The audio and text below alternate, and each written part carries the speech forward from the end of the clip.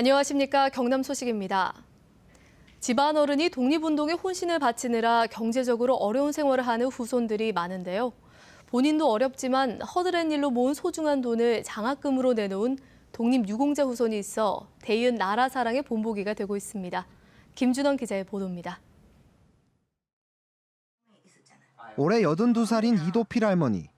밀양에서 독립운동을 이끈 공로로 지난 2005년 건국 훈장을 받은 고 이찰수 선생의 딸입니다. 이 선생이 독립운동에 헌신하면서 이 할머니는 어릴 때부터 가난한 삶을 이어왔습니다.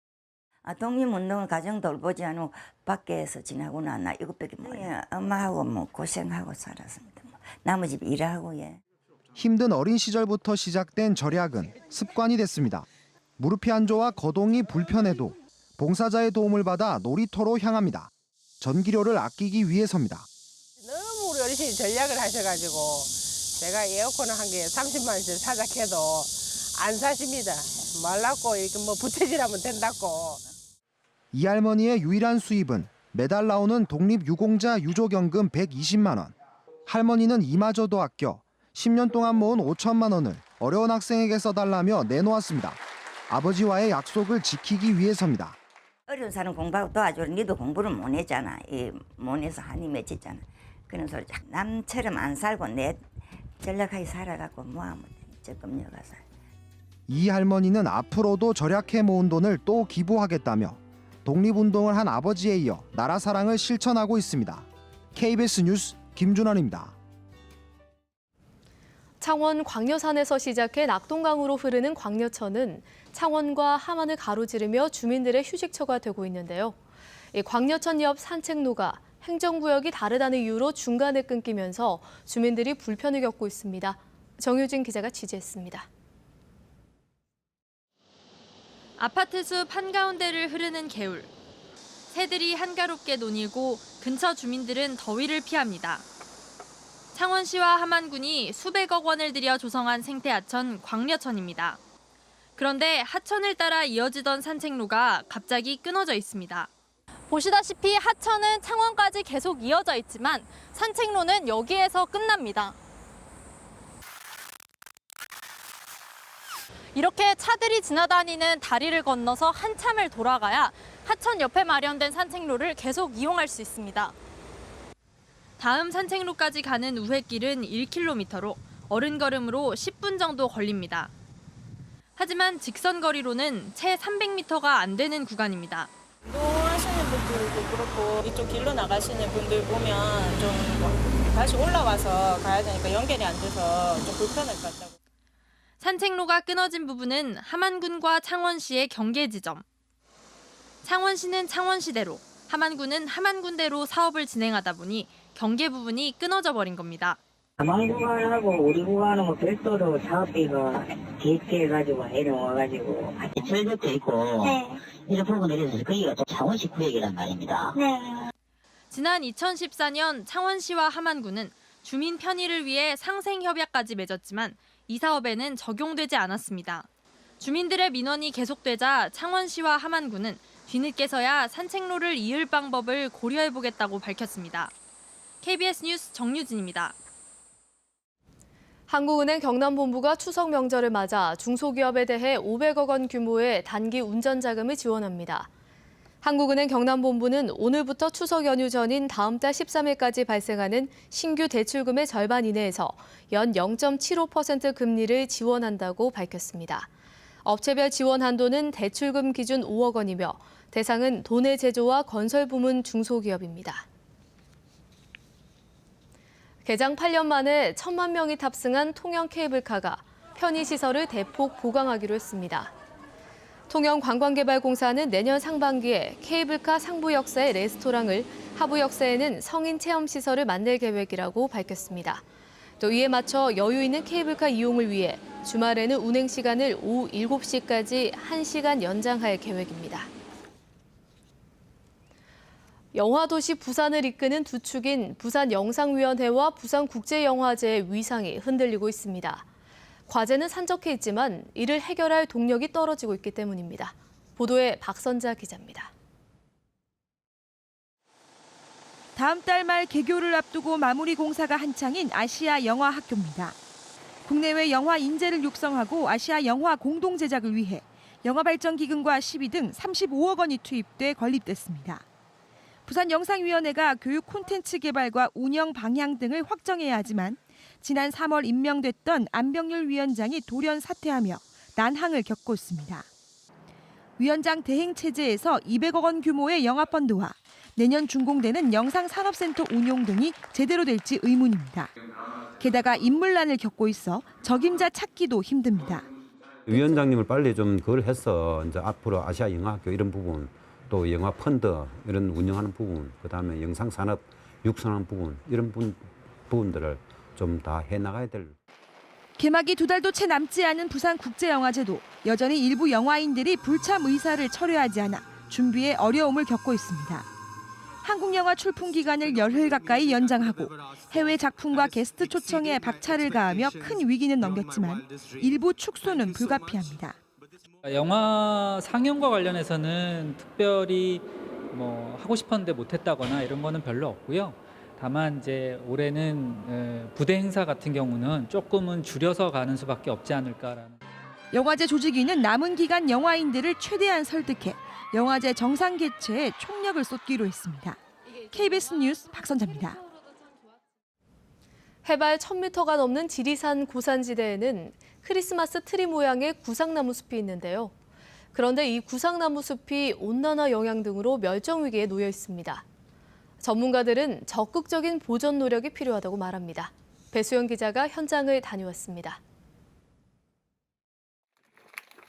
안개 속에 신비롭게 자리 잡고 있는 구상나무 숲입니다. 지름 38cm, 200년이 넘게 살아온 이 구상나무는 안타깝게도 고사한 상태입니다. 주변에 수령 200년이 넘는 다른 구상나무들도 죽어 있습니다. 살아남은 구상나무도 위험하기는 마찬가지입니다. 이렇게 살아있는 구상나무도 영양 상태가 좋지 않아 언제 고사될지 모를 위기에 처해 있습니다. 최근 1년에서 3년 사이에 새로 난 잎들이 시들거나 말라 죽고 있기 때문입니다. 여기다 이 숲을 이어갈 후계목인 어린 구상나무도 전혀 자라지 못하고 있습니다. 9월달 되면 종자가 길들이 되는데 종자가 전혀 보이지 않고 그로 인해 가지고 후계목들이 전혀 보이지 않고 지리산과 한라산 등 전국 고산지대에 있는 구상나무 자생 면적은 12제곱킬로미터. 이대로 가다가는 숲 면적이 10제곱킬로미터 이내로 감소하면 극심 멸종 위기 단계로 접어들게 됩니다. 적극적인 대책이 필요한 때라는 겁니다. 그 유전적인 다양성을 높이기 위해서 우리나라에 분포하고 있는 구상나무들을 가능한 한 그 산지별로 가져와 가지고 그 교잡될 수 있는 그러한 숲을 하나 만드는 것도 하나의 방법이죠. 여기다가 잦은 기상 이변으로 지리산 고산지대에는 2010년대부터 강풍이 잦아지면서 구상나무가 뿌리를 드러낸 채 쓰러지고 있어 대책 마련이 시급해 보입니다. KBS 뉴스 배수영입니다.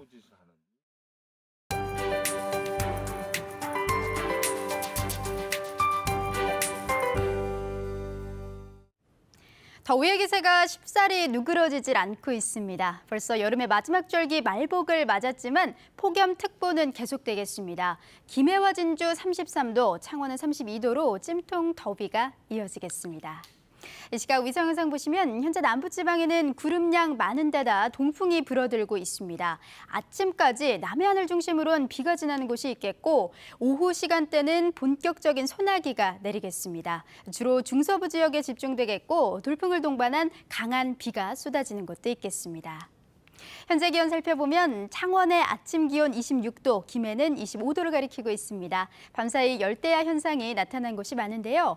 한낮에는 창녕 33도, 창원 32도, 의령의 경우 31도로 어제보다 2, 3도가량 내려가겠습니다. 서부 지역도 기온은 내림세를 보이고 있지만 폭염특보는 계속되겠습니다. 진주 24도로 출발해 거창 32도, 남해는 33도로 예상됩니다. 바다의 물결은 0.5에서 최고 1.5m로 일겠고 동해상을 중심으로는 돌풍을 동반한 천둥, 번개가 치는 곳이 있겠습니다. 이번 주 내내 무더위가 이어지긴 하겠지만 지난주보단 덜하겠습니다. 낮 기온은 평균 2, 3도가량 내려가겠습니다. 기상정보였습니다. 양산시는 아파트 층간 소음이나 공사 하자 등에 대한 민원을 쉽게 처리할 수 있도록 신청 요건을 완화합니다. 남해군은 폭염과 가뭄 피해를 줄이기 위해 가뭄 피해 대책 추진반을 구성하고 양수기를 동원해 급수에 나섭니다. 함안군은 대표 관광 명소인 입곡 국립공원 입구에 관광 숙박 시설을 추진합니다. 고성군 복림마을 등 3개 마을이 불법 소각이 없는 산림청 녹색마을로 선정됐습니다. 지난달 김용철 전 위원장의 사퇴로 공석이 된 경남발전연구원장의 후임 원장이 이번 주 발표됩니다. 경남발전연구원은 지난 8일까지 새 원장 공모를 한 결과 3명이 지원했으며 지난주 2명을 대상으로 면접을 마쳤다고 밝혔습니다. 경남발전연구원 이사회는 이번 주 최종 의결을 거쳐 새 원장을 발표할 예정이며 역시 사표를 내 공석인 사무처장은 정재희 미래발전본부장이 겸임한다고 덧붙였습니다. 합천군의 CCTV 통합관제센터가 문을 열고 본격적인 운영에 들어갔습니다. 합천군은 사업비 11억 3천만 원을 들여 460제곱미터의 관제실과 재난종합상황실 등으로 구성된 CCTV 통합관제센터를 구축했다고 밝혔습니다. 통합관제센터에는 합천군 내에 400여 대 CCTV를 바탕으로 재난, 재해 감시와 어린이, 청소년 보호 등 각종 긴급 상황에 대응할 예정입니다. 창원지방법원이 이번 주를 국민참여재판 주간으로 정하고 국민참여재판 2건을 엽니다. 오늘 열리는 재판은 이웃끼리 시비가 붙어 시작한 말다툼이 상해 사건으로 커진 특수상해 사건이고 오는 목요일 열리는 재판은 형제가 유상상속 문제를 놓고 갈등을 겪다 동생이 형을 자동차로 치어 숨지게 한 사건입니다. 창원지법은 재판 뒤에는 재판부와 방청객 사이에 질의응답 시간도 마련되는 만큼 국민참여재판과 형사재판에 관심이 있는 시민들의 방청을 바란다고 밝혔습니다. 김해 시민 5명 가운데 4명은 김해공항을 확장하면 항공기 소음이 심각해질 것으로 보고 있습니다. 김해공항 시민대책위원회는 지난달 19일부터 29일까지 김해 시민 1,100여 명을 대상으로 설문조사한 결과 김해공항이 확장되면 소음 피해가 매우 심각해질 것이다라는 응답이 54.4%, 심각해질 것이다라는 대답은 30.2%로 나타나는 등 전체의 84.6%가 소음 피해 심각성을 우려했습니다. 또 설문 대상자의 절반인 51.2%는 김해공항을 확장하면 김해시가지 대부분이 이착륙권에 포함된다는 사실을 모르고 있었습니다. KBS 뉴스를 마칩니다. 고맙습니다.